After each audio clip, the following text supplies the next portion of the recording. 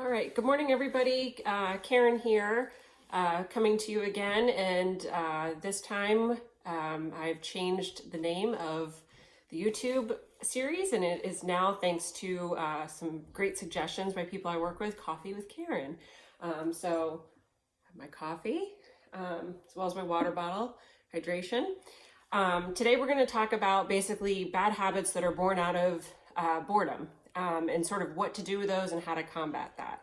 Again, I'm trying to make this a quick episode and then come to you again later with one on scheduling. And then I also plan to do one on the use of caffeine and alcohol and sort of how we cope with that too.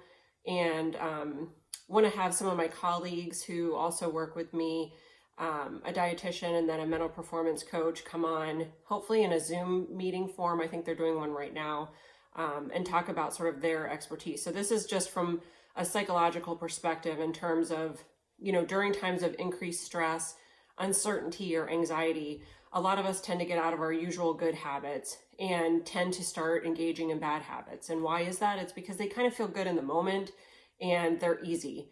And when things psychologically are going on in your brain and sort of the background, you want to do things that are easy. And easy is sort of eating snacks, drinking alcohol, drinking caffeine. They kind of provide quick dopamine hits, things with sugar, carbs, all those things that frankly I love too.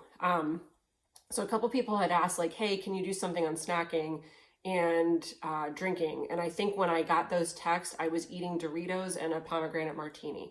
So no joke. And I was like engaged in self-loathing about it. And it made me reflect on why I was doing that. I was not hungry. I never eat Doritos, but they're here for my kids. And typically I don't drink during the week, but I kind of started doing that slippery slope. Like I was really proud of myself for not doing it one night. And then last night I was like, whatever. So I did kind of pay attention to why I was doing that. And I do think it's just sort of this never-ending anxiety, stress, uncertainty. We're in more of an unpredictable schedule. So things to combat that, which I've already done, but I don't think that I was being very purposeful with things. So one of the things to avoid all that is basically create your schedule and create predictability in your schedule. I think that's very important. Plan out what you're going to eat, when you're going to eat it, and kind of stick to that as much as you can. Anytime that you deviate that from, your normal schedule, I have visual cues now, like a piece of paper that says, stop, why are you eating? Are you bored? Things like that. And so it's basically a visual cue of like, am I eating because I'm bored? Same with the kids. And I say that you just had lunch and you're eating again. Is it just because you're bored? And so things like that I'll just kind of cue myself and them. So that's one of the things. Having your schedule, fixed is good. Writing your schedule down instead of just having it in your head. A lot of people are like, oh, I kind of know what it is. I do it every day. Writing it down makes it real to you, makes you accountable, and makes it measurable. And same with food. So if you're snacking a lot, I know Lauren, the dietitian, she'll talk about, having a food log. And as a psychologist, I look at a food log in addition to sort of what you're eating. When are you eating and what are the triggers behind your eating? So I look at triggers with food, with snacking. So for example, this morning I don't know why I did, but I read a disturbing New York Times article on coronavirus, and it was a doctor in New York talking about sort of the really dire circumstances. They described it as apocalyptic. And it was like kind of depressing to read. I don't know why I did that, but I did. And so afterwards, I wanted to engage in kind of like stress eating, snacking. Instead, I stuck to what I know I normally eat for breakfast. And I had that. And I kind of just acknowledged my stress. I acknowledged my trigger. And that kind of made it real to me and like, okay, don't snack. So that's something to be aware of, is acknowledge what your triggers are. If you know them, think about other ways to alleviate stress and anxiety besides eating. So is that take a walk, do yoga, mindfulness, breathing, reading a book, just going outside. Sometimes we call that like changing your set. And so if you've been in the house and you're used to like kind of snacking in the same chair, move chairs, go to a different room. Don't walk past the pantry. Don't walk past the kitchen. Find other ways to get where you're going that don't sort of visually cue you into eating. So that's kind of another big thing. And then just going outside for some fresh air. I also talk about journaling. That's very helpful and kind of helps us identify what our triggers are. And so if you know your trigger is the kids are getting on you, it's late in the afternoon, you haven't had any alone time, whatever, know your trigger, know if it's anxiety, if it's stress, if it's uncertainty, how long is this going to last? How much longer can I do this? Make sure you journal that, write it down, communicate it to somebody, your spouse, a friend, if you want to, me, for sure. Just, so those are things. And then finally, I am going to do another talk on caffeine and alcohol consumption, which is kind of a larger talk, and hopefully incorporating my colleagues into that one. But knowing that the things that we do at night are going to affect us the next day. So if we do decide to have coffee at 4 o'clock, and then we have our whiskey, bourbon, pomegranate martini, wine, beer, whatever your drug of choice is at night, it's going to affect your sleeping, right? It's going to affect your cortisol levels, just like stress does.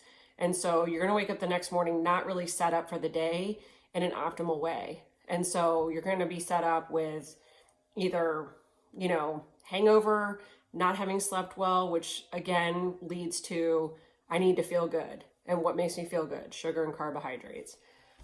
So that's sort of something also to keep in mind. And then one of the pillars I talked about with all of my patients, regardless of what's going on, obviously way before the coronavirus even took off, is if my patients would come to me and say like, hey, I'm feeling anxiety or I'm feeling depressed, I would kind of talk about the 3 pillars of like sleeping, exercise, and hydration, and exercise, nutrition with that, or nutrition with the hydration. But make sure you're staying hydrated. That leads to cravings for sure.